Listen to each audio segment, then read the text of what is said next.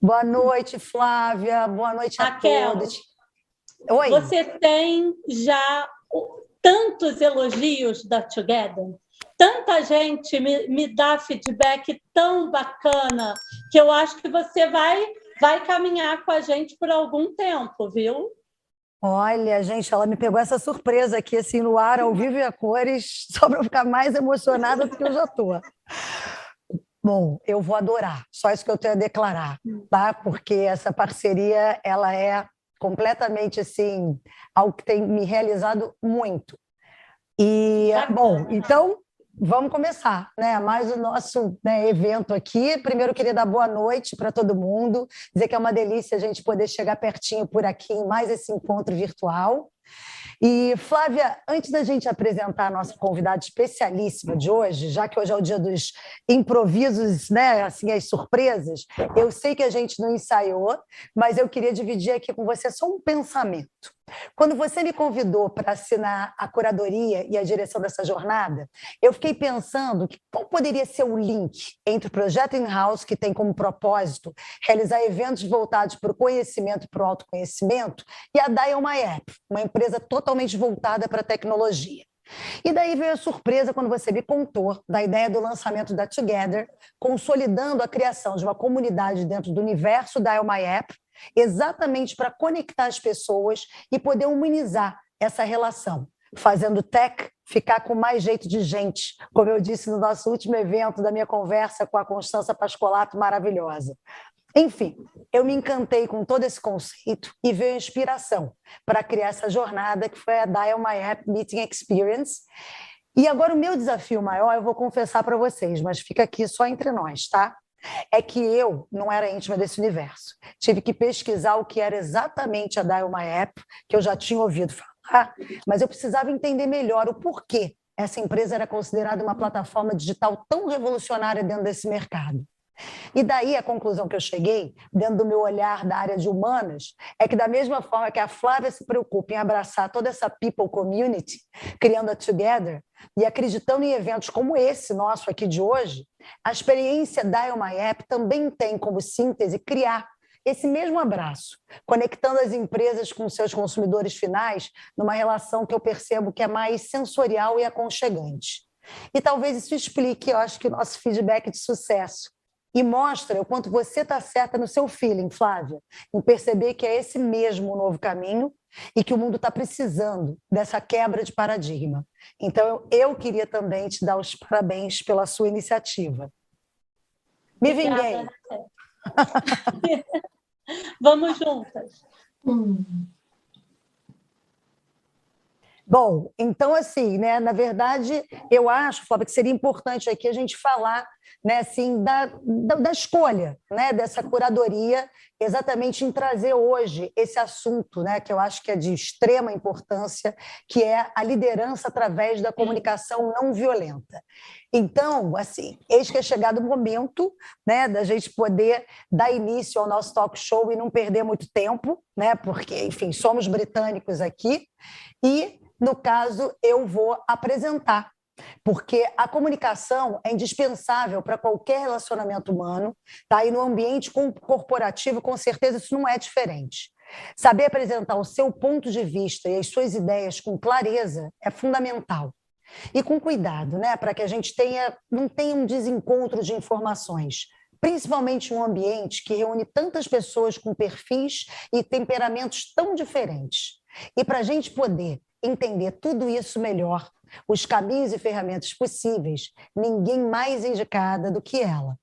Técnica em CNV, psicóloga, doutora em comunicação, e por muitos anos ela foi responsável na área de gestão de pessoas de grandes empresas pelo Brasil afora.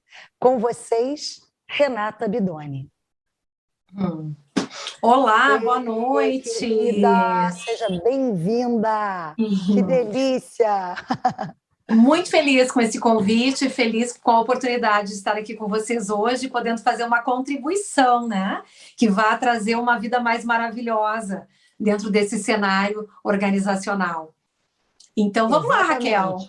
Então, vamos lá, né? Para a gente poder otimizar aqui o nosso tempo, porque tem muita coisa bacana para a gente falar. Eu acho o seguinte, eu acho que é importante a gente começar a nossa conversa apresentando essa técnica para todo mundo compreender melhor. Então, conta pra gente, Renata, vamos começar explicando o que é comunicação não violenta e o porquê que ela se transformou em uma técnica tão difundida mundialmente, sendo utilizada em tantas áreas diferentes. Bom, a comunicação não violenta, ela foi desenvolvida por um psicólogo americano chamado Marshall Rosenberg, que desenvolveu durante muitos anos essa metodologia a partir da experiência dele como mediador de conflitos. Hoje a CNV está em mais de 65 países, como tu já trouxe. O que é, afinal de contas, essa comunicação não violenta? É um novo modelo mental. É muito mais do que uma técnica, é muito mais do que uma abordagem de comunicação. É um novo olhar que nós temos para as relações, para a forma como nós nos comunicamos, que pressupõe uma comunicação consciente. Ou seja, quando nós estamos interagindo com alguém em um processo de relacionamento, alguém age. E se nós não observarmos, se nós não trouxermos para a consciência clareza sobre como podemos agir com eficácia, sobre como podemos nos posicionar com autorresponsabilidade, sabendo que somos um estímulo, que causamos um impacto no outro, quando o outro age, podemos reagir. Na comunicação não violenta, nós aprendemos a entender melhor as nossas emoções, a entender melhor o que os nossos julgamentos informam, a poder estabelecer os limites quando eles são necessários, a partir de uma escuta mais empática sobre a nossa experiência, sobre a experiência do outro. E isso nos leva para um lugar, Raquel e quem está aqui conosco, em que quando o outro nos traz um estímulo, nós também agimos. Então, ao invés de ação e reação, que é um lugar instintivo, emocional, padronizado, nós conseguimos chegar num resultado diferente, porque ao receber uma ação, podemos agir também. E isso transforma toda a experiência, porque conseguimos mais colaboração, conseguimos mais conexão, conseguimos despertar mais engajamento, temos um espaço maior de negociação, onde as necessidades de todos podem ser contempladas. E isso transforma muito a experiência, porque é muito diferente do modelo mental que nós aprendemos, que é o do certo e errado, da recompensa e da punição.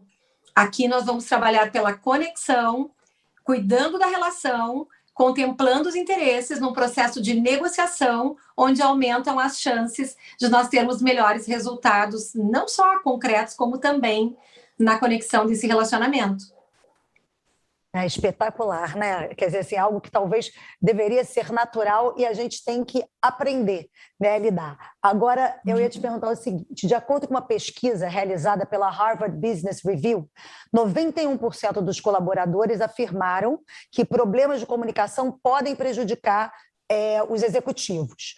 E 57% dos profissionais dizem que a falta de clareza é um dos principais problemas na liderança. Então, na sua opinião, assim, qual seria o ponto de partida? A primeira habilidade que deve ser trabalhada nos gestores que tem como objetivo estabelecer uma liderança conciliadora e não autoritária.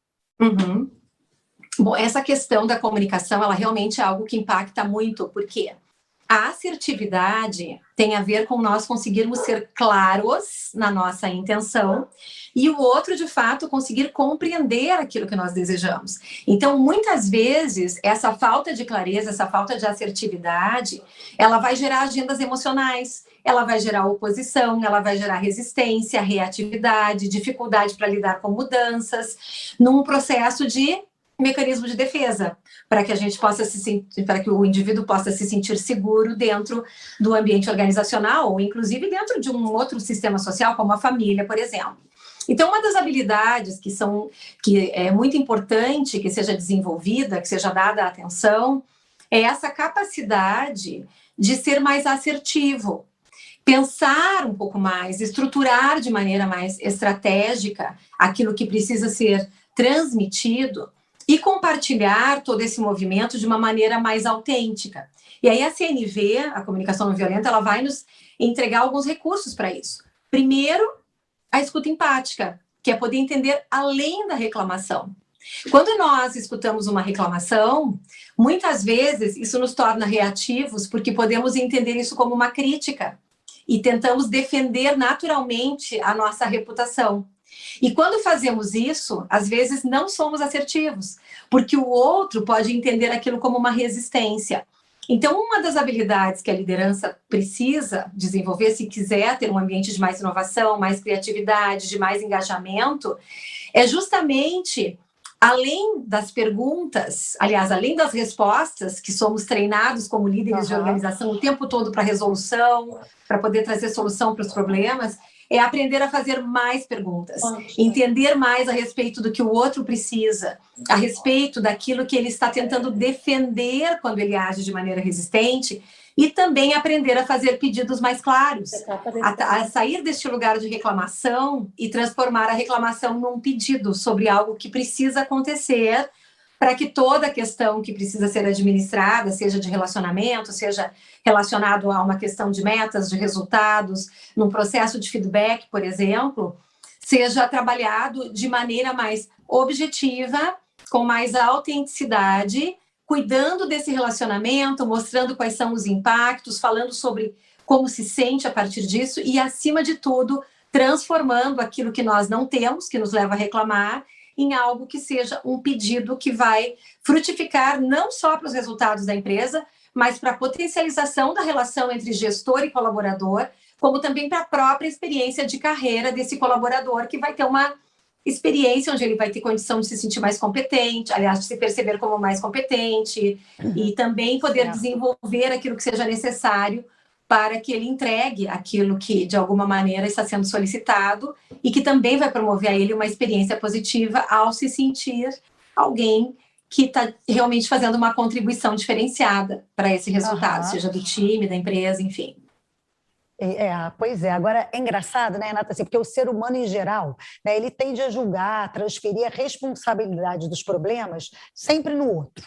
Mas, na verdade, a comunicação não violenta, ela prega um outro caminho, né? O da escutativa e o da empatia. Mas como é que isso se dá exatamente? Eu queria, inclusive, te pedir para você citar algumas frases empáticas, né, como exemplo para a gente poder entender melhor. Uma das coisas que a comunicação não violenta, esse modelo mental, nos fornece, é que nós começamos a escutar de um jeito diferente. Então, vou trazer um exemplo para clarear. Imagina, a Raquel e quem está aqui conosco, que tu tem uma agenda marcada, uma reunião, uma teleconferência com alguém, uma reunião online, com alguém do teu time, e essa pessoa, a reunião está marcada para as 9 e ela chega às 9h15, por exemplo. Quando isso acontece, existe um episódio ali, reunião às 9, a pessoa chega às 9h15. O que geralmente nós escutamos no nosso diálogo interno? Julgamentos. Nosso cérebro começa a tentar procurar uma explicação, porque a gente fica, de alguma maneira, eu fico confusa. Como assim? A reunião era às 9, são 9h15, a pessoa não se apresentou, isso tem que significar alguma coisa. Então, o nosso cérebro, de maneira natural, dentro do paradigma que nós aprendemos, vai buscar referências no passado e vai classificar aquela informação.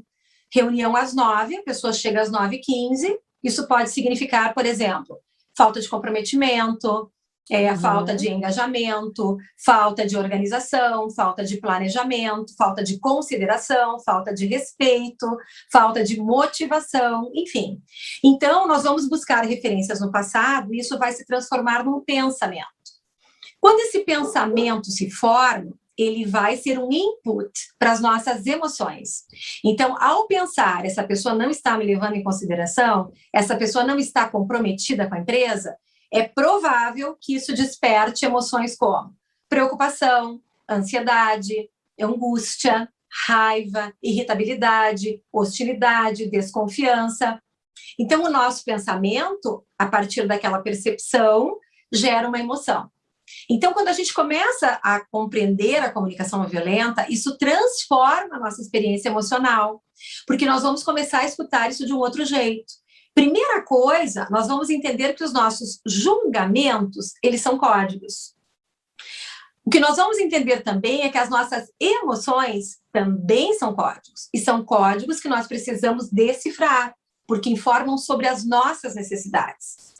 Então, por exemplo, se eu formo uma opinião, esta pessoa é desorganizada, isso é um julgamento, uma opinião que eu formo quando eu observo um fato. Entro, por exemplo, na sala e os papéis estão sobre a mesa. Quando a pessoa chega 15 minutos depois da reunião, é possível que eu forme um julgamento. Essa pessoa não está comprometida o suficiente. Este pensamento, ao gerar essas emoções, quando nós começamos a praticar a estrutura da CNV e essa comunicação consciente, nós saímos desse lugar reativo, que é quando a pessoa chega na sala, seja ela virtual ou um encontro presencial, e dizemos algo do tipo: tu tem que te comprometer mais, tu precisa te organizar melhor, tu precisa te planejar melhor, tu precisa ter mais consideração, tu precisa ser pontual, onde nós começamos a tratar esta opinião como uma certeza. Quando nós estamos atuando a partir da CNV e fazemos o que tu trouxe aqui, que foi muito interessante e importante, que é a escuta empática, nós vamos questionar as nossas certezas. Então, se eu estou pensando 15 minutos de atraso significa falta de responsabilidade, eu vou procurar entender o que esse julgamento fala sobre o que eu preciso. Talvez eu precise de previsibilidade. Talvez eu precise confiar que os nossos combinados vão acontecer. Então, a minha necessidade de poder confiar está abalada ali. E aí surge uma emoção, porque a função da emoção é nos mover para uma ação, nos chamar a atenção para, pensa nesse desconforto, processa esse desconforto, porque a emoção acontece no nosso corpo. É um tom de voz que fica mais estridente, é uma contratura, é um rubor, é um coração batendo mais forte. E essa emoção, ela é um impulso de vida que quer nos dar a força necessária para que nós possamos construir uma estratégia, ou seja, o que vamos fazer para atender a minha necessidade de confiança, por exemplo, ou a minha necessidade de autonomia, ou a minha necessidade de previsibilidade. E quando nós identificamos esse processo, que nós vamos chamar de escuta empática sobre nós mesmos, por que eu estou incomodado com isso que aconteceu? Como estou me sentindo diante disso que aconteceu? O que era importante para mim que não aconteceu? E quando nós começamos nesse processo de autoconhecimento, de olhar para a nossa experiência, acolhendo a nossa experiência com empatia, nós encontramos respostas. Estou irritada, por exemplo, diante desses 15 minutos de atraso, porque para mim é importante poder confiar, ou porque para mim é importante ter autonomia sobre a minha agenda. Para mim é importante a confiabilidade, garantir que eu vou fazer as minhas entregas, cumprir com a minha palavra de acordo com os compromissos que eu assumi, nos prazos que eu assumi. E essa diversidade aqui causa um impacto. Então, nesse momento, eu escuto esses julgamentos, percebo as minhas emoções e tento identificar o que elas informam sobre o que eu preciso para que eu possa transformar isso num diálogo com o outro, para mostrar ao outro como aquela experiência impacta em mim e fazer a solicitação, se é que ela existe, daquilo que eu preciso para que nós possamos ter uma nova experiência no futuro. E a escuta empática sobre o outro, nós vamos fazer também. O que será que essa pessoa estava pensando? Do que será que ela estava cuidando? Qual seria a necessidade dela? Como será que ela pode estar se sentindo ao chegar nessa reunião 15 minutos depois, por exemplo? E ao fazer esse movimento de hipótese empática, de conexão com a experiência do outro, isso pode nos trazer um outro recurso, que é, ao invés de expressar o nosso julgamento, poxa, que falta de consideração, ou tu precisa te organizar melhor, ou tu precisa te comprometer com as coisas, a gente pode chegar num outro lugar, que é um lugar da curiosidade, que é explorar mais, né, saber mais a respeito do contexto, questionar aquela certeza e, quem sabe, perguntar ao outro o que houve. Para mim é importante, né, saber o que aconteceu, o que te impediu de estar aqui. Porque toda ação que nós fazemos, gente, ela é motivada para atender uma necessidade. Então, quando alguém resolve não estar lá às 9h15, é porque essa pessoa cuidou de alguma outra coisa que naquele momento era também crucial, né? E aí, às vezes, a gente vai, aos poucos, né, praticando, se surpreendendo, porque as coisas que às vezes parecem óbvias para nós vamos tendo mais informações sobre o contexto e muitas vezes ressignificando coisas que para a gente pareciam claras num primeiro momento. Então, a escuta empática tem a ver com enxergar de um outro jeito. Não, total. Eu fico assim, pensando, porque assim, eu pensei aqui num outro exemplo, né? Por exemplo, assim, um líder que quer dar um feedback para um colaborador que é competente, mas que não vem Uhum. trazendo um resultado esperado. Né? Como é que você se coloca de uma forma construtiva para ele e para a empresa, Uhum. nesse caso? É muito interessante tu trazer nesse momento, porque esse é um momento em que muitas empresas, nesse cenário organizacional, estão lidando com seus ciclos de avaliação de desempenho. Então, a questão da comunicação não violenta no feedback, ela pode transformar a experiência, porque muitas vezes, quando nós não temos esse olhar, ao dar um feedback, muitas vezes, ao invés de trazermos fatos, exemplos, evidências, além dos indicadores de performance, trazemos muitas vezes julgamentos. E toda vez que um ser humano escuta um julgamento, a tendência desse ser humano é se sentir ameaçado. Quando nós percebemos que estamos sendo criticados, julgados, rotulados, nossas necessidades básicas ficam em risco. Por exemplo, eu posso sentir medo, preocupação sobre o quanto a minha estabilidade dentro dessa empresa é algo que eu possa confiar. Eu posso me preocupar sobre, será que o meu gestor segue confiando em mim, me percebe como alguém competente, conta comigo? Será que a minha prosperidade, a minha evolução, o meu crescimento de carreira está ameaçado a partir desse feedback? Então, essa consciência sobre CNV vai nos levar a estruturar uma conversa, seja de feedback, ou de limites, ou de compartilhamento de experiência, a partir de uma estrutura que vai transformar essa interação. Eu vou ter mais consciência sobre não expressar a minha opinião, e ao invés de expressar a minha opinião, eu vou trazer fatos. Ao invés de dizer, tu tem que ser mais comprometido, eu vou dizer, por exemplo, eu observei que é a segunda vez neste mês, ou nessa semana, ou neste período, que tu me entregas as apresentações, os relatórios, a leitura dos indicadores, seja o que for, com informações que não estão completas, ao invés de dizer, tu está me entregando um trabalho incompleto, tu está me trazendo um trabalho desorganizado, tu não está te preocupando de fazer uma revisão. Nós vamos trazer fatos, e isso traz já algumas vantagens para essa conversa. Primeiro, que nós trazemos o outro para a mesma página. Quando a gente diz, é disso que eu vou falar, o outro já sabe, bom, é aqui que a gente está. É diferente de eu dizer, por exemplo, tu tem que ser mais pontual, e ele se perguntar, como assim? Eu cheguei 10 minutos antes hoje do horário que nós combinamos, e na realidade eu estar falando da pontualidade da entrega de um documento, por exemplo, que ele precisa fazer um compilado todo mês. Além disso, neutralizamos essa possível reatividade. E aí nós vamos trazer também qual é o impacto disso em mim. Quando tu chega atrasado, eu fico preocupada, por exemplo, né? E aí eu vou assumir a responsabilidade pela minha preocupação. Eu vou trazer qual é a necessidade, aquilo que importa, que é precioso para mim, que está ameaçado. Dizendo, por exemplo, fico preocupada porque para mim é muito importante poder confiar que os nossos combinados vão acontecer de acordo com aquilo que nós acordamos. E aí a gente vai finalizar com um pedido, que aí vamos procurar fazer sempre um pedido sobre o que queremos, ao invés de dizer o que não queremos. Por exemplo, ao invés de dizer, não pode te atrasar, tu vai dizer, é preciso que tu entregue todo dia 5 até o meio-dia. E aí, então, claro, gente, que isso não é uma fala de robozinho. Nós temos aqui pouco tempo e eu estou trazendo para vocês um resumo. Não existe mágica. Eu super entendi. É isso, né?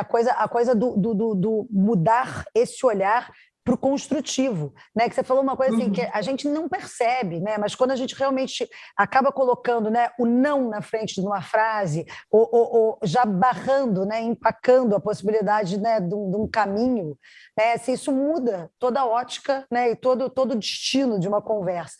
Agora, sim, isso, né, você fala um pouco na teoria, mas eu queria te perguntar assim, dentro da tua experiência, você acha que é possível, Renata, desconstruir estilos de liderança autoritários e punitivos que já vêm de tanto tempo enraizados? Raquel, eu sou uma pessoa que acredito muito na transformação das pessoas, na transformação humana, e dentro da minha profissão, atuando já, eu trabalhei 20 anos dentro das organizações, como tu disse, e pedi demissão da Natura no ano de 2012 para seguir a minha carreira solo como palestrante e como trainer, né? Então eu faço treinamentos em company também para diversas empresas.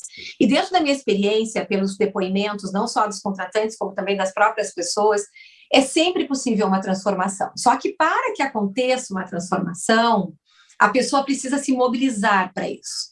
O que nos mobiliza? O que nos dá motivação para transformar, inclusive, um perfil que já tem uma tendência a ser mais tradicional, alguém que tem uma tendência, talvez por perfil também pessoal, de ser mais autoritário, mais centralizador, numa era em que nós precisamos de criatividade, inovação, decisões ágeis, linha, né, menos hierarquizada, mas assim, uma gestão com mais autorresponsabilidade, com mais autonomia, enfim, é possível sim. O que é uma condição? A pessoa poder encontrar motivos para agir de outro jeito. Então, tem que ter assim, uma percepção de propósito, de sentido.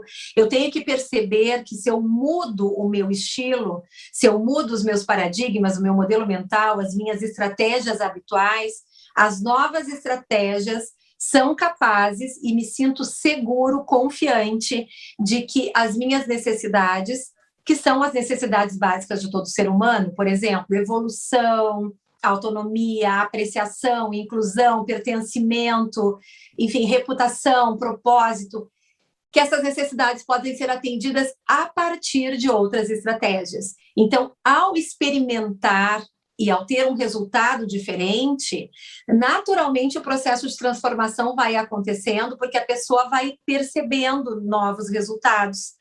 Então, às vezes, o grande desafio é justamente abrir essa mente para perceber que o que a gente precisa, às vezes, é a mesma coisa dentro de uma relação. Mas nós não conversamos sobre o que precisamos, conversamos sobre opiniões.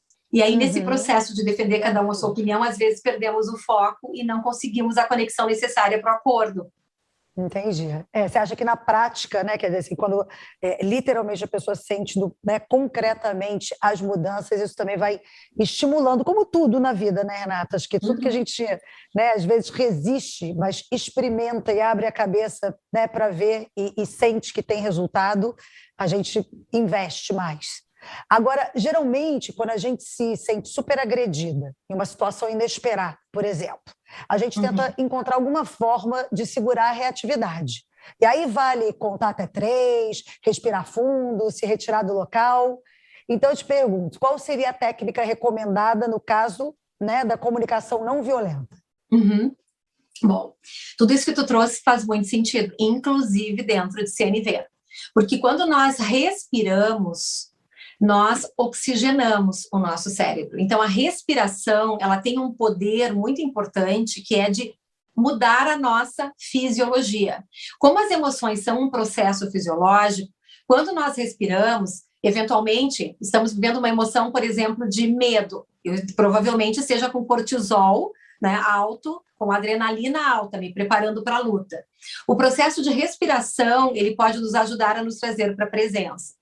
Tu trouxe também uma outra estratégia, às vezes nos retiramos. Dentro de CNV, se nós usamos essa estratégia, deixa eu me retirar aqui, porque eu estou ficando incomodado, estou perdendo, estou correndo riscos, estou preocupado, não quero perder a cabeça, acabar me colocando de uma maneira que não é a maneira que eu gostaria de me colocar. É importante que a gente possa dizer do que nós estamos cuidando, porque só sair dali pode dar uma mensagem muito equivocada. O outro pode entender como indiferença, pode entender como falta de respeito, como falta de interesse, de cuidado, né? Como agressividade. Então, uma das coisas que nós usamos muito na CNV, primeiro é essa questão da nossa escuta empática, olhar para mim e entender por que isso está me incomodando.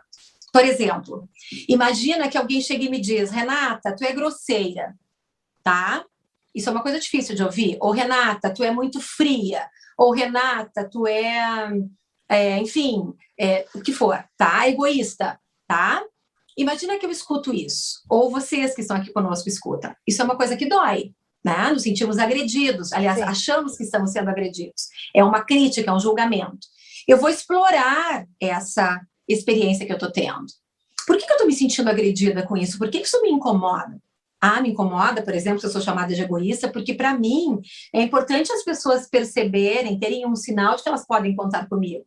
Então, quando eu escuto aquilo, talvez eu pense, isso não é justo.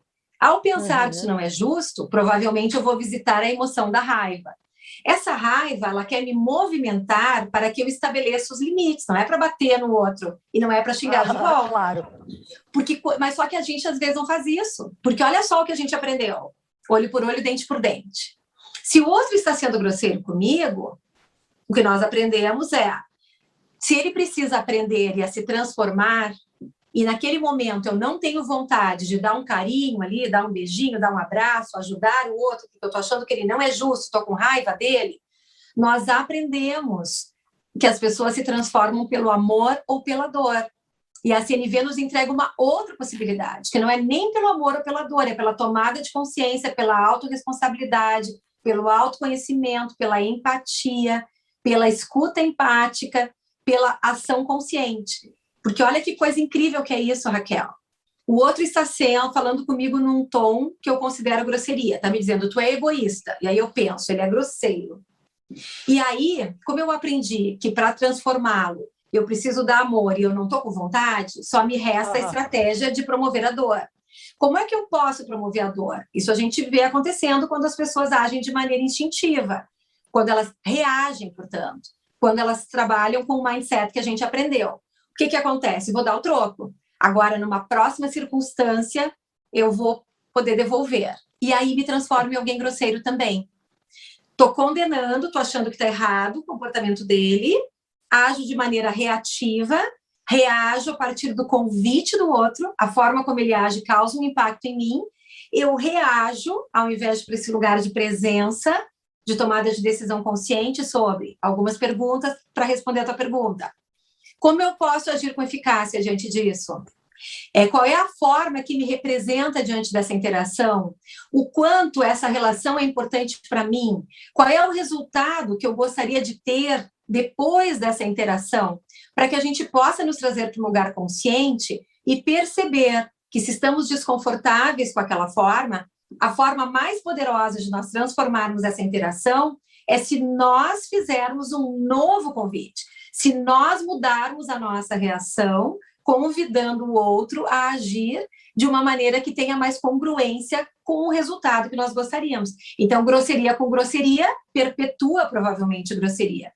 Grosseria com cordialidade aumentam as chances de nós transformarmos essa relação. Só que, para ser cortês, eu tenho que me alinhar com os meus valores. Porque se eu acho que ser grosseiro não é uma forma legal de lidar com as pessoas e ajo com grosseria, perco a admiração por mim, abro mão dos meus valores, não consigo agir, reajo a partir do convite do outro e quem perde é a minha autoestima e a minha autoconfiança, porque em algum momento eu não estou congruente com as minhas necessidades.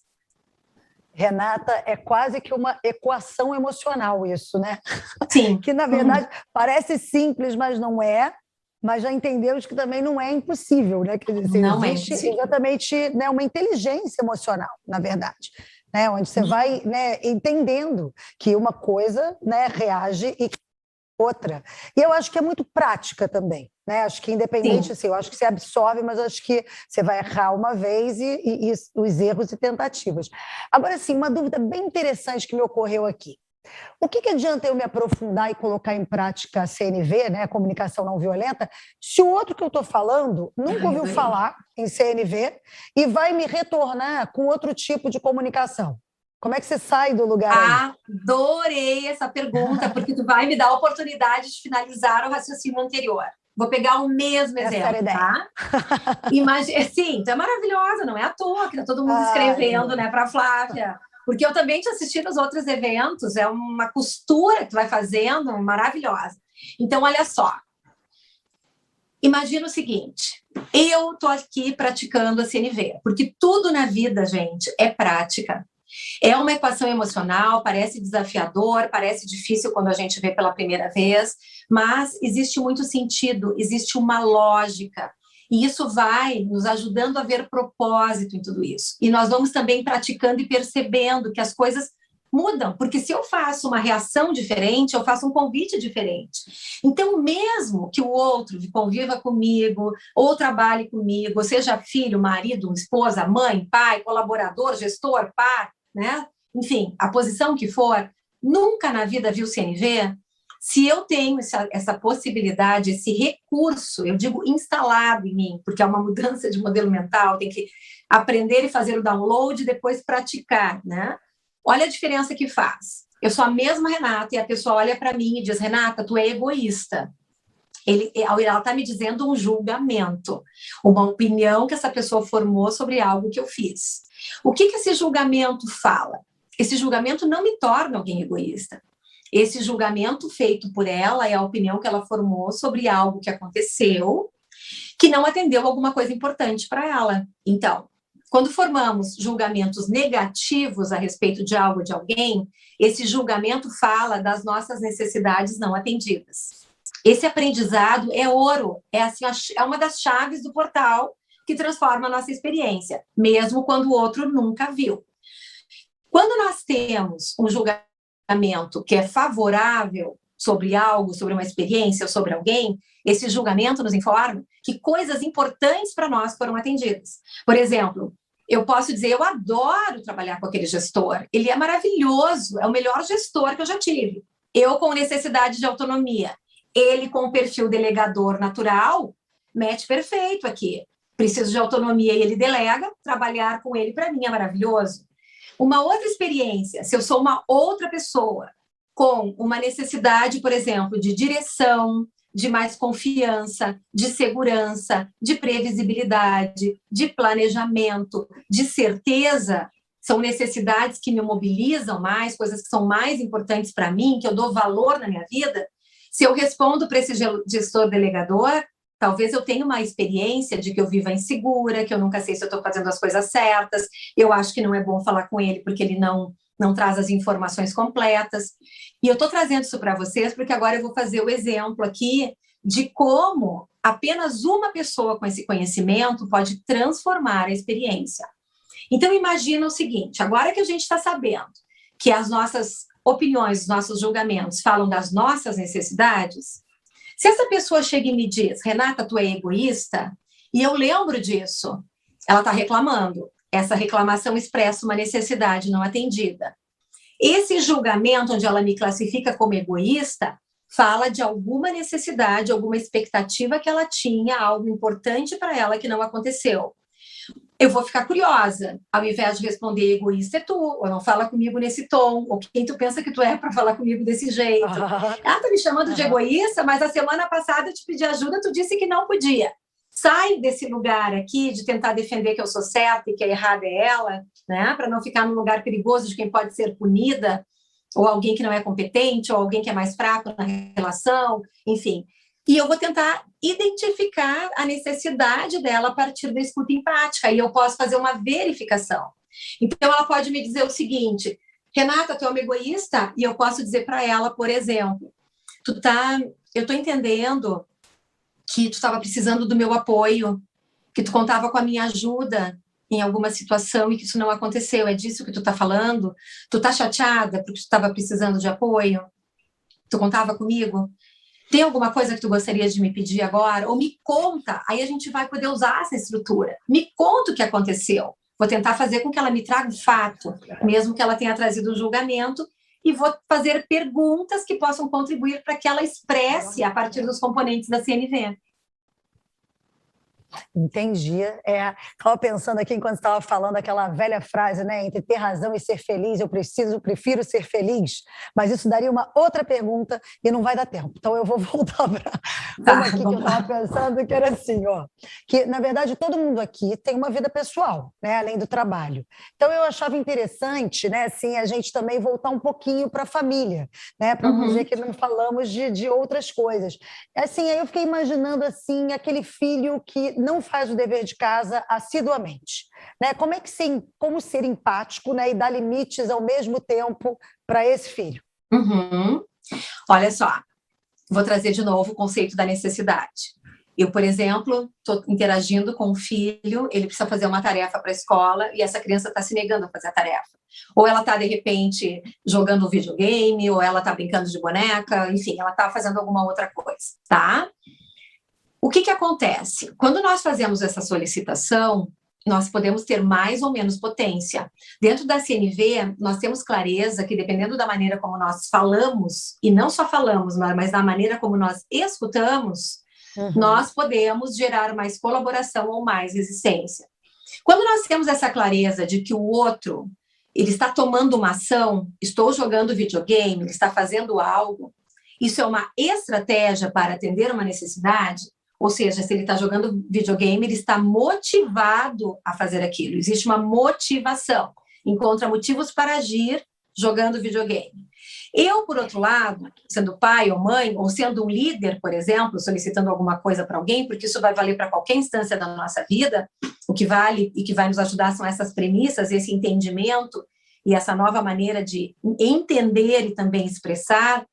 Eu vou também ter clareza de que quando eu acredito que o importante para ele é fazer aquela atividade, ou entregar um relatório, ou fazer a tarefa de casa, eu também estou cuidando de alguma necessidade onde eu acredito que para ter essa necessidade atendida, o caminho é ele fazer a tarefa da escola.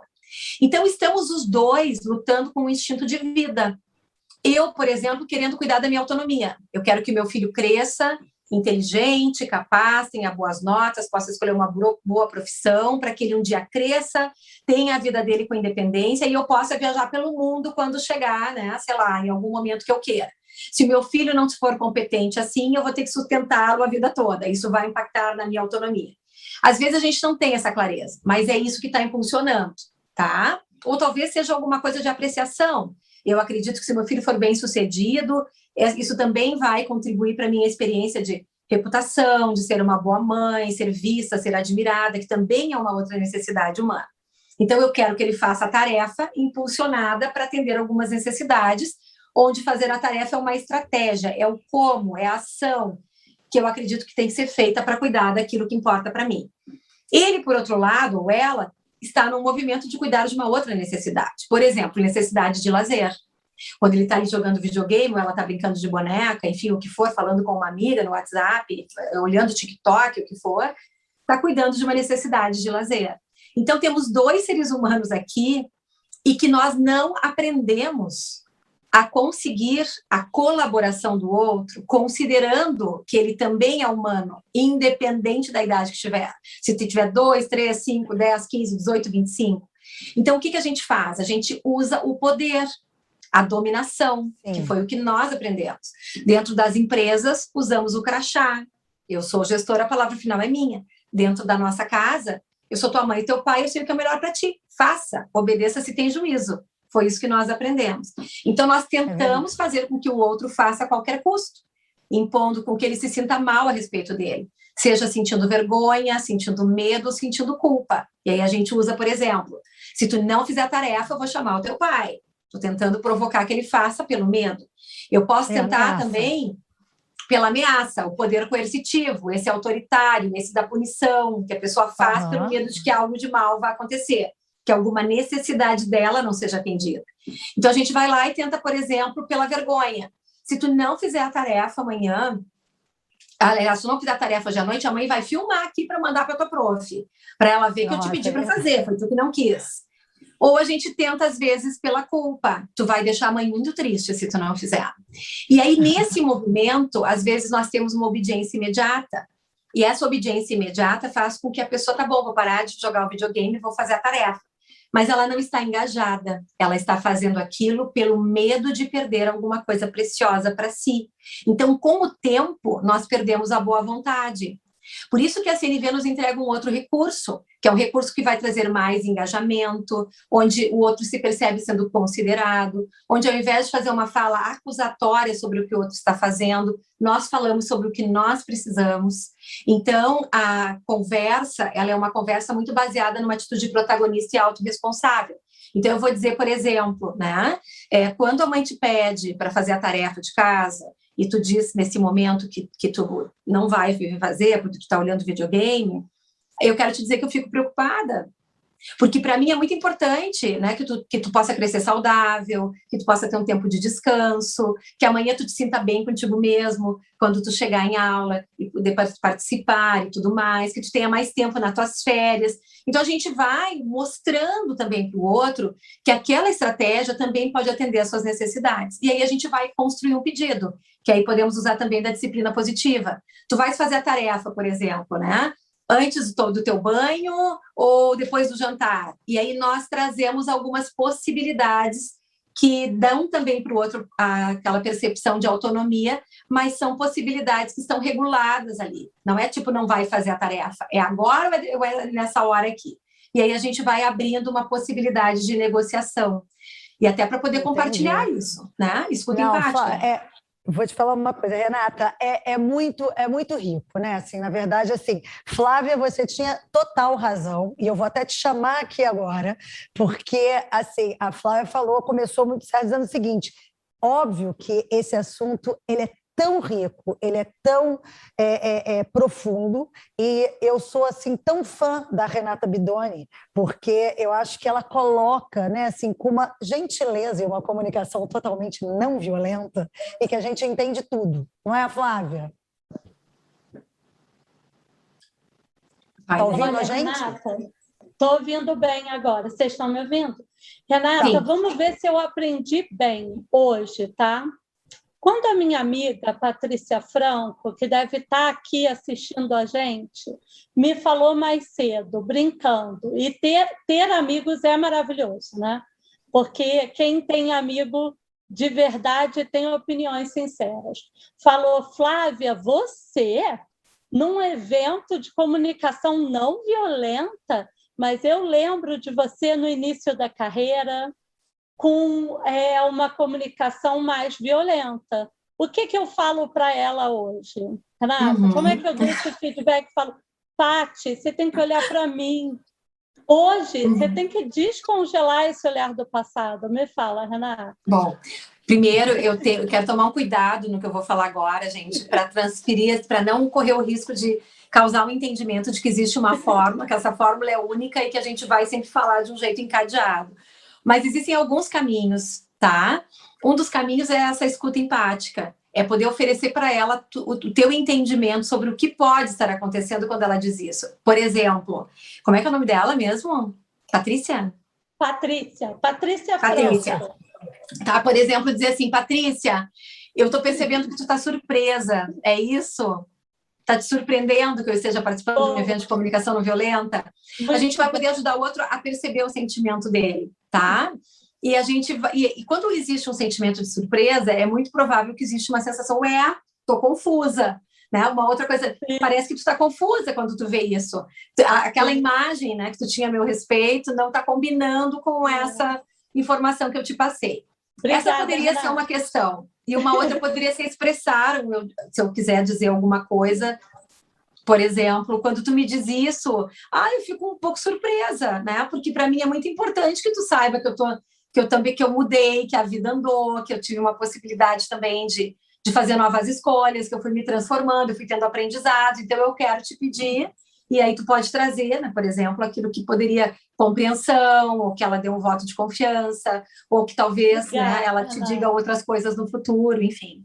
Renata, foi um carinho que eu quis fazer aqui contigo e com a Patrícia. Muito obrigada. Certamente nos encontraremos ainda, viu? Espero que sim. Foi um prazer. Um beijo. Rê, querida. Obrigada. Beijo aí, muito gente. Obrigada. Tá? Tchau, tchau. Fico muito feliz em estar com você.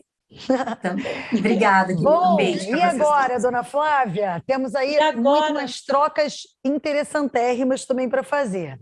É verdade, Rachel. Mas eu vou deixar para você o anúncio do nosso primeiro convidado especial. Tá ótimo. Olha só, eu acho que a gente podia batizar, inclusive, esse nosso momento aqui do momento Together, né? Onde a gente chega aqui, literalmente juntinho de todo mundo que está aí assistindo. Então, olha só, vamos lá. Bom, já que a ideia é compartilhar olhares diferentes, né, sobre a comunicação e a relação, né, nesse nosso cenário atual, eu começo convidando aqui esse empresário genial, dono da Rádio Ibiza, escritor de 6 livros, com mais de 100, não, de 100 mil não, de 1.000 palestras, e que, na verdade, ele construiu a sua história de sucesso empreendendo felicidade, que, inclusive, esse é o nome de um dos seus best-sellers, né, da autoria dele, que é maravilhosa. Meu amigo querido, Pedrinho Salomão. Venha! Querido! Acho que o Pedrinho está sem som.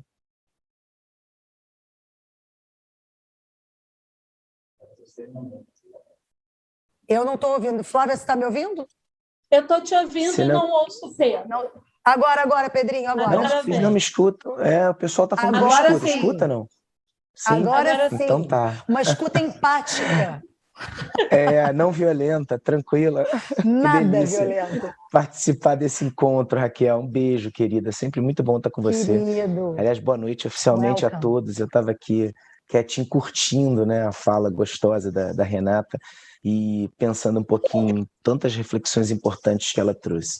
Como o tempo é curto, né, e vocês já estão refletindo sobre a fala dela, sobre a densa fala dela, eu peguei um frame, um recorte do tempo. Eu escutei vocês falando aqui, ela falando, né, daquelas pessoas que chegam atrasadas. E eu paro para pensar que a comunicação não violenta, ela vem num pack de atualizações que parece que a gente, de um tempo para cá, nessa 4ª revolução tecnológica dos smartphones, a gente esqueceu de fazer nesse grande software que está dentro da gente.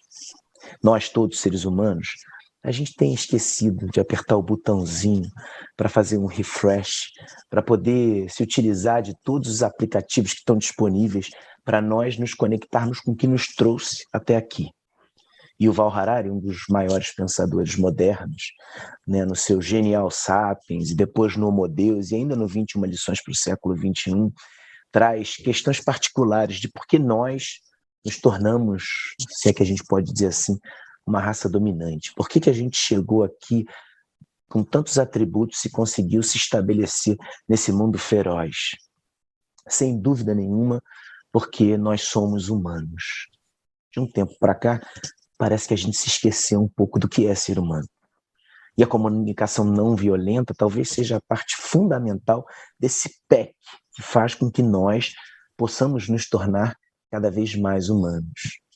A comunicação violenta é um instinto animal. É o que faz com que a gente reaja a uma situação de medo, de repente, risco. A comunicação não violenta, ela está muito mais associada a uma prerrogativa que chega um pouquinho antes dela, que são pensamentos não violentos. A nossa capacidade de distribuir afeto, de entender que a gente pode acreditar, inclusive, em coisas pelas quais a gente não pode provar que existam ou que possam vir a existir.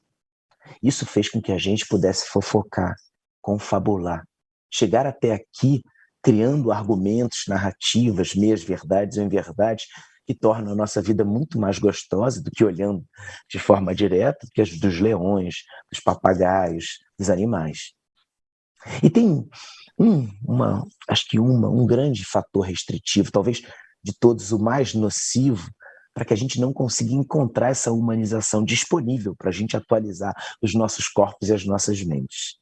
De todas as características que a gente trouxe para esse mundo pós-moderno, sem dúvida nenhuma mais nociva, a que distancia a gente do processo de humanização é a pressa. A pressa pode ser inimiga da perfeição, sim, mas com certeza ela é inimiga da humanização.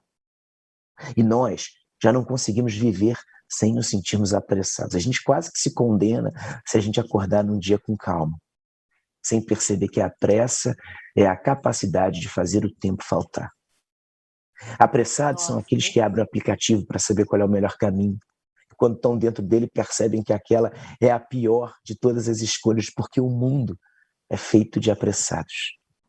Os apressados podem estar juntos, no mesmo bolo, no mesmo saquinho dos atrasados. Eu sei que não é o caso de nenhum de vocês aqui nesse encontro. Eu sei que todos vocês acordam tranquilamente, têm tempo de ler um bom livro, preparar o café da manhã, se arrumar com calma, chegaram muito tempo antes desse encontro. Todos nós temos a agenda muito bem definida e muito bem organizada, mas no mundo aqui fora, pertinho da gente, a maioria de todos nós são de atrasados e apressados. São aqueles que não conseguem entender que a beleza está quase sempre oculta no processo, na caminhada, porque se tornam especialistas em conseguir resultados. São aqueles que querem dar check numa série de funções que sabem que são impossíveis de serem completadas. Os apressados e atrasados não conseguem cuidar do outro, não conseguem fazer o bem maior da humanidade, que é a caridade. Porque os apressados e atrasados se acostumaram, como a maioria de nós, no mundo de excessos, onde a gente tem que ter muito título, muito diploma, muito dinheiro, muito crachá, muito seguidor. A gente achou que caridade é doar o que a gente tinha de sobra. Caridade é doar o que a gente não tem. É aquilo que é escasso para a gente, mas que a gente sabe que é escasso para o outro. Então, se nós tivéssemos que fazer aqui um pacto virtual e dessemos as mãos coletivamente e combinássemos, queríamos doar o nosso bem mais escasso, sem dúvida nenhuma que todos nós gostaríamos de ter nas nossas vidas a mais, é o tempo. O tempo para escutar o outro, para perceber, como foi falado aqui, a necessidade da empatia. Empatia é uma palavra da moda, e como toda palavra da moda, é romantizada. É fácil ser empático quando eu recebo um sorriso carinhoso do Marcelo. Difícil ser empático quando eu recebo uma patada ou uma pedrada de alguém que não concorda com os meus argumentos. É justamente aí que eu preciso do exercício da empatia. Apressados e atrasados não fazem caridade, não ajudam o próximo, porque não tem tempo para doar. Não percebem o valor do tempo. São aqueles que chegam quando os compromissos já começaram e se preocupam com a frase de efeito, muitas vezes já dita por alguém que chegou a tempo. E o pior, atrasados e apressados não têm sequer tempo para sorrir. Desenvolvem um mau humor crônico, porque acham que o mundo é culpado pelo seu atraso, pelo desalinhamento do seu relógio com o relógio do planeta. E aí o outro grande erro é achar que a gente vai curar a pressa com a calma, com a calmaria. E aí a gente começa a fazer mindfulness, meditação. A gente começa a pensar no que a gente vai fazer, retiro espiritual, detox digital, vou sair das mídias sociais. A calma nunca resolveu o problema da humanidade, pelo contrário. Muitas das espécies que tiveram excesso de calma foram extintas. Mar calmo não faz bom marinheiro e a gente precisa de uma turbulência ou de um maremoto para pilotar melhor o barco ou a aeronave. Aliás, acho que muita gente acha que vai resolver o problema da humanidade com aqueles 15 minutos de meditação ou com as frases de efeito do Instagram ou as insuportáveis frases de efeito todas as manhãs no grupo do WhatsApp. Pensamentos positivos não muda o mundo. Na grande maioria das vezes, gera inércia. O que muda o mundo são as atitudes positivas. Existe uma diferença abissal entre um pensamento positivo e a sempre transformadora atitude positiva. Para fechar a minha reflexão, rápida reflexão aqui, o meu convite é para que a gente deixe de lado a pressa e coloque no lugar dessa pressa a velocidade. Velozes, ao contrário dos apressados e atrasados, são aqueles que têm o dom de fazer o tempo sobrar. Nunca abrem um aplicativo, porque sabem que o melhor caminho ou é aquele que eles conhecem, ou é o que a intuição, o coração diz que é para ser seguido. São aqueles que têm certeza absoluta que a beleza está oculta na caminhada. Não estão preocupados com o resultado, porque sabem que é consequência. A comunicação sempre afetuosa e carinhosa é de alguém que teve tempo para chegar antes da reunião começar e pôde dar um beijo em quem preparou o cafezinho ou arrumou a sala. Ou que numa manhã ainda para o trabalho, tem aqueles 2 segundos que faltam para os apressados para dar o seu melhor bom dia para o porteiro do prédio, para o gari da rua, para o policial da esquina. Velozes, inclusive, têm tempo de sorrir. Estamos saindo de tempos olímpicos e vale lembrar que o homem mais rápido do mundo termina suas provas com um sorriso no rosto. Terminava. Fez falta nessa Olimpíada assistir o Usain Bolt fazer e bater consecutivos recordes mundiais dançando, imitando a Flash, fazendo com que para nós, espectadores, parecesse que aquilo era fácil de ser conquistado. Que a gente coloque na nossa vida a velocidade. Porque com certeza A velocidade vai dar a gente o bem maior da humanidade, que é tempo, para se comunicar de forma afetuosa, não violenta e preocupada com o outro. É isso que eu tinha para contribuir com vocês. Obrigado pelo convite, meninas. Que espetáculo, Pedrinho! É incrível assim, que a gente já conversou, a gente já dividiu mil coisas, mas você sempre me emociona e eu estou muito feliz da gente poder, né, Flávia, estar compartilhando disso tudo e deixar um gostinho de quero mais, né? Aguarde a gente, né, Pedrinho? Segunda vez que eu assisto ao Pedro, ele tem esse dom de dar um giro na gente, a gente acaba meio onde estou, assim. Muito obrigada. Obrigada, Pedrinho. A vocês todos pela presença, pelo carinho. Um beijo para todos vocês aqui presentes. Tá? Ótima noite. Fiquem com Deus, se cuidem. Beijo, Pedro. Boa noite, fica bem. Maravilhoso, né? Bom, agora, falando Raquel, no precioso tempo, Flavinha, quem é que a gente vai chamar agora? Vamos lá. Agora eu vou te apresentar um amigo querido. Um amigo que eu costumo brincar que é um amigo de infância de telecomunicações, o Márcio Ferreira. Márcio Ferreira é um executivo da Serasa Experian, vem acompanhando o nosso projeto, Raquel, e eu trouxe ele hoje aqui para compartilhar um pouco da visão dele sobre o tema do dia. Oi, Márcio. E aí, pessoal, boa noite, tudo bem? Flávia, obrigado, adorei teu convite, adoro aí sempre estar com você, você sabe disso. O assunto tem muito a ver comigo, tem muita relação comigo, o tipo de coisa que a gente vai ficar pensando aí nos próximos dias aí, e muito legal. E assim, o Pedro me fez aqui realmente, cara, tirou o fôlego, sabe? Depois da Renata ali falar com uma puta de uma propriedade ali sobre um tema, cara, legal demais, o Pedro vem ali falando de humanização, de pressa, julgamento, beleza oculta. É duro, hein, falar aqui, porque a gente tem que pegar e tem que falar coisas legais aqui, depois de pessoas ali que mexem muito com a gente, né, com o sentimento da gente. E assim, eu estou no mundo corporativo há alguns bons anos ali, em posição de gestão, já trabalhei com muita gente, já liderei centenas de pessoas, sempre me deparo com indivíduos diferentes que me deixam maravilhado, né? Cada dia que passa, percebo mais a necessidade de me conectar com indivíduos de forma diferente. Eu sempre tento me conectar com as pessoas de forma diferente. Por incrível que pareça, né, a gente não se dá conta disso, mas a maior parte das pessoas no ambiente profissional, elas se encontram no estado de ansiedade. E a menor parte se encontra no estado de entusiasmo, sabe? São estados ali que estão diretamente ligados a um processo de comunicação, de reflexão e de gestão, né, de como você convive ali com as pessoas. A Renata falou muito bem ali de empatia, capacidade de ouvir, clareza na forma de se comunicar, que são coisas ali fundamentais para que a gente tenha cada vez mais grupos e que as pessoas se sintam à vontade, livres para se expressarem, sabe? Pensando em entregar o que elas têm de melhor, que é a sua visão sobre algo. Quando a Flávia me fez ali o convite, me falou sobre o que ia abordar, eu aceitei na hora, sabe? Eu confesso que eu não tinha lido muito, não conhecia muito técnicas ali de CNV, mas o nome já dizia tudo e me veio uma identificação instantânea, né? Que eu acredito muito nisso.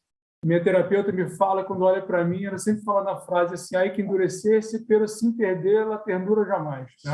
Porque ela diz que eu tenho uma capacidade muito grande de pegar e de me conectar com as pessoas, de ser duro, mas não perder ali essa forma verdadeira, né? Sem deixar de ser duro na cobrança, né? Mas, entretanto, separando problemas de pessoas e com muito cuidado para não ferir as relações. No mundo corporativo, de verdade, a gente precisa disso. E essa minha preocupação vem de experiências próprias. Eu trabalhei em banco no início dos anos 90. Gente, na boa, o couro comia de verdade. Já vi gente sendo porrada por fluxo de processo. Uma loucura. Tem ninguém aí que está rindo aí, que eu estou vendo rindo, porque já viveu essa porra também. Uma loucura. Eu trabalhei em empresas que estimularam uma gestão por conflito. Líderes cheios de crenças limitantes, sabe? Um caos. E o mais legal disso tudo é que tem gente que adora, cara. Ele adora, vai falar comigo com orgulho danado. Porra, trabalhava com isso, com aquilo outro. Não é meu ambiente preferido, mas eu me adaptava, principalmente quando a causa era nobre, sabe? Eu sempre fui muito movido pelas causas, né? A Renata falou um negócio muito legal quando a Raquel perguntou sobre lideranças tiranas. E ela disse, eu acredito na transformação. E eu também acredito na transformação, eu também acredito nas pessoas, sabe? Eu acredito muito nisso. Mas mesmo me adaptando a essas empresas, gestores passaram pela minha vida e esses gestores mais tiranos, eles perderam sempre o que eu tinha de melhor.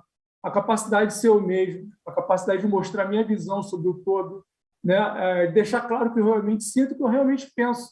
sem ser agressivo, não concordando com o que eu acho errado e não trabalhando para agradar um indivíduo, né? O que é outra coisa que eu acho que é um erro, assim, que muitas das vezes a gente comete na nossa carreira, trabalhar para o indivíduo. Tipo, naquelas reuniões, o cara fala assim, ó, faz porque o fulano gosta de ver assim, né? Aí eu pergunto, oi, e a empresa, né? Onde é que fica? É meu papel com essa empresa? Onde fica mesmo? Né? É para o indivíduo que eu trabalho ou para uma empresa? Né? Hoje, na Serasa, por exemplo, ele lidera um time que é como se fosse uma startup dentro de uma empresa grande. Perfil dos profissionais ali, jovens com fome de fazer acontecer, o que é muito bom.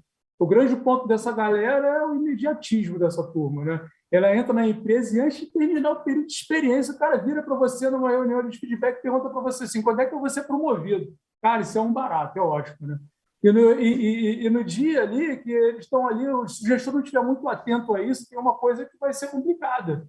É um ambiente competitivo e muitas das vezes não agradável para o grupo, né? O que eu acho legal disso tudo é que se você tem um bom autoconhecimento, a capacidade de tentar enxergar o mundo pela visão do outro, ser verdadeiro nas interações, objetivar as necessidades, não as vontades, né, que é muito diferente ali, vontade e necessidade do grupo. Você consegue fazer essa força da juventude em prol dos resultados que você precisa, né, e da causa que você quer. Porque, de certa forma, conversar com essa galera é um barato. Cada dia que passa, eu aprendo mais e mais e mais ali com todos eles ali na minha vida e tento ali diretamente ou indiretamente praticar técnicas como essa que eu não conhecia, mas que fala muito sobre o meu dia a dia. Então, assim, ó, mais uma vez, aí, parabéns, Flávia, por promover um debate assim tão bacana. Semana passada eu já achei um barato ali, falando de elegância, com uma senhora ali que é elegantérrima, e até atendendo o telefone celular no meio da conversa, ela foi elegante, ela não feriu a gente ali com falta de elegância, nem a pessoa que ela estava tentando atender do outro lado. A Raquel aí, cara, realmente é uma habilidade incrível de amarrar essas conversas aí, tornar uma noite assim, muito agradável nas conversas. Pedro, nem se fala, Pedro já me fez aqui suspirar para caramba, aqui, faz a gente, né, ficar pensando um monte de coisa legal da nossa vida aqui, que já passamos e vamos passar ainda. E o Daniel que vai falar aí na sequência, sim, e uma coisa que eu digo para vocês é vamos praticar essa comunicação não violenta, é uma dica para a vida, uma dica para todos.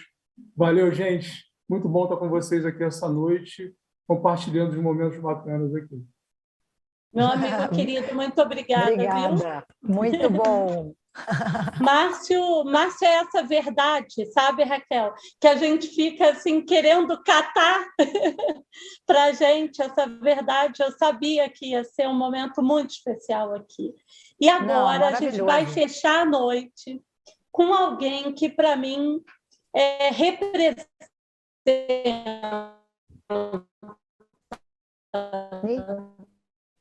realmente essa comunicação não violenta. Então, do TACA, o Daniel, nosso amigo querido, eu tive isso legitimado. Vocês estão me ouvindo bem? Aqui, sim? Pois é, eu tive isso legitimado. Mas... Agora, tudo ok? Eu tive isso legitimado pela comunidade TACA. O TACA ele traz um rastro de gratidão e de admiração muito grande, que sempre me emociona. Eu lembro uma vez, eu acho que o TACA estava mudando de cargo dentro da mesma empresa e fizeram um vídeo, uma legião de seguidores ali dentro do mesmo, né, do mesmo banco. Sou uma admiradora desse amigo querido que é o TACA. Obrigado, Flávia, pelas palavras, pelo convite.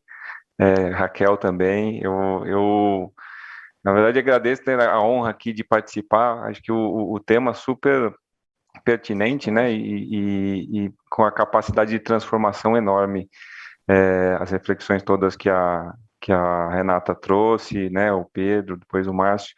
E na verdade, tem muito disso no dia a dia. A gente busca praticar, aí acho que talvez sem saber todas as técnicas, né, e tudo que a Renata trouxe aqui enriqueceu a nossa noite, mas muito da gente poder de fato ter o engajamento, né, da equipe, trazendo aqui para o mundo corporativo, apesar de que a gente está falando de comunicação não violenta aplicável em qualquer esfera da nossa vida, né, não necessariamente no mundo corporativo, mas trazendo aqui acho que os principais pontos, falando do nosso mundo corporativo.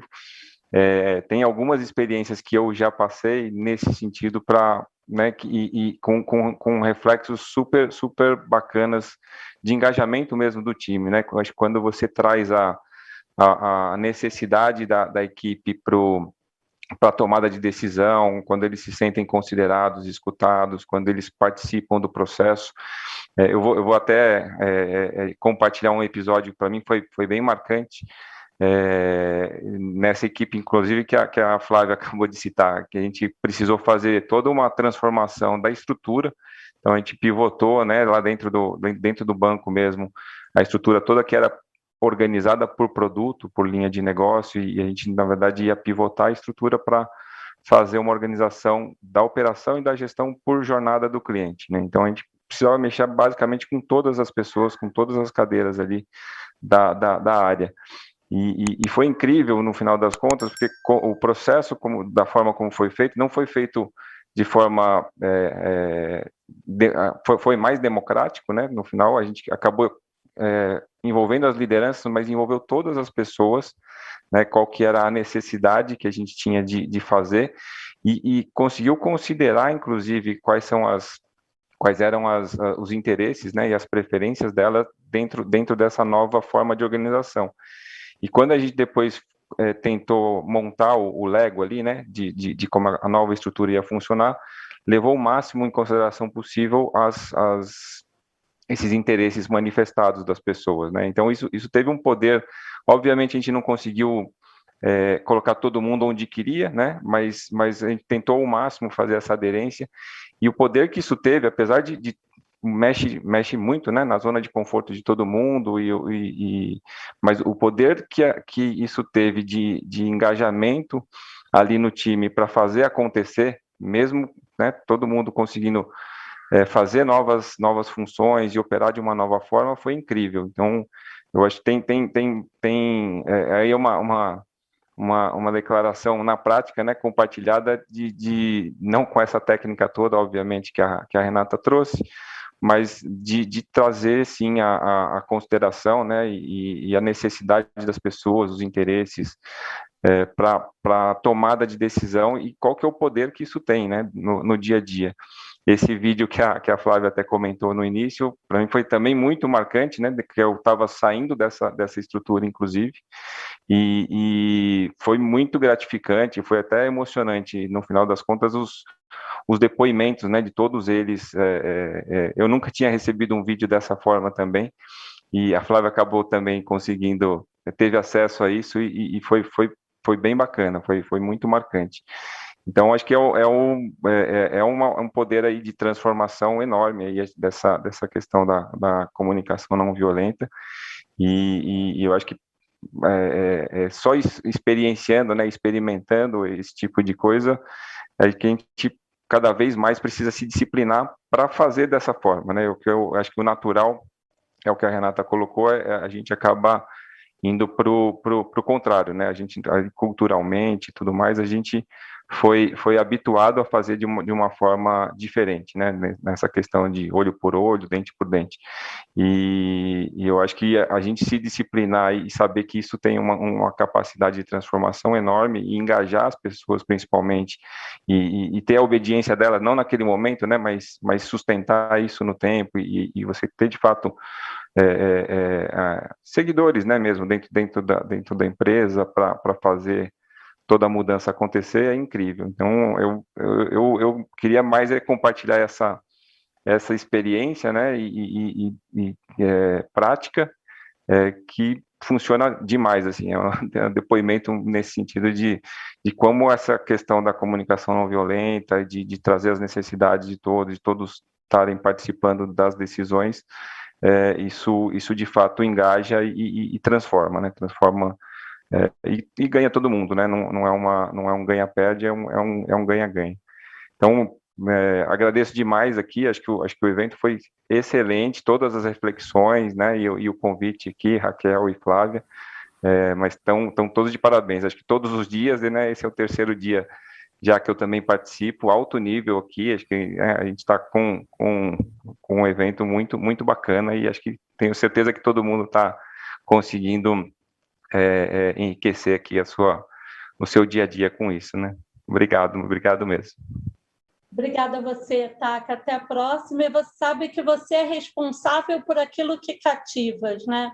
Então, você tem, sim, uma comunidade Taka que eu tenho certeza que você tem no coração muita responsabilidade por essas pessoas. Obrigada. Obrigado pelas palavras. Também agradeço. Nossa, que delícia, hein, Flávia? Assim, né, a gente estava falando isso, né? Acho que o objetivo é exatamente esse, né? Desse enlace, trazer esse outro lado, né? Esse olhar de todo mundo. E eu acho que a gente tinha que encerrar o seguinte, dizendo save the dates, porque está acabando, mas ainda não acabou. Ainda temos o nosso último evento, que vai ser no dia 8 de setembro, logo depois do feriado, e a gente vai fechar com chave de ouro recebendo Fernando Torquato, num assunto que eu acho que, na verdade, ele diz tanto para homens quanto para mulheres, que é a importância do autocuidado no nosso dia a dia. E eu acho que a gente fala de autocuidado num valores de autoestima, né? Da gente não se abandonar, da gente se cuidar, porque, como disse a Renata Bidoni, tudo começa através da gente, né? Do nosso autoconhecimento, para a gente poder manter, né, a nossa alegria interna, a nossa energia equilibrada e poder compartilhar isso tudo, né, que está acontecendo aqui. Não é? É isso, Raquel. Muito obrigada a você, Renata, nossos convidados maravilhosos. Boa noite e muito obrigada para quem esteve aqui. A gente atrasou de novo um pouquinho hoje, não muito, mas muito obrigada por esses minutos que vocês nos deram da sua noite. Beijo, Obrigada, Raquel. Flávia. Boa noite. Gente, boa noite para todo mundo.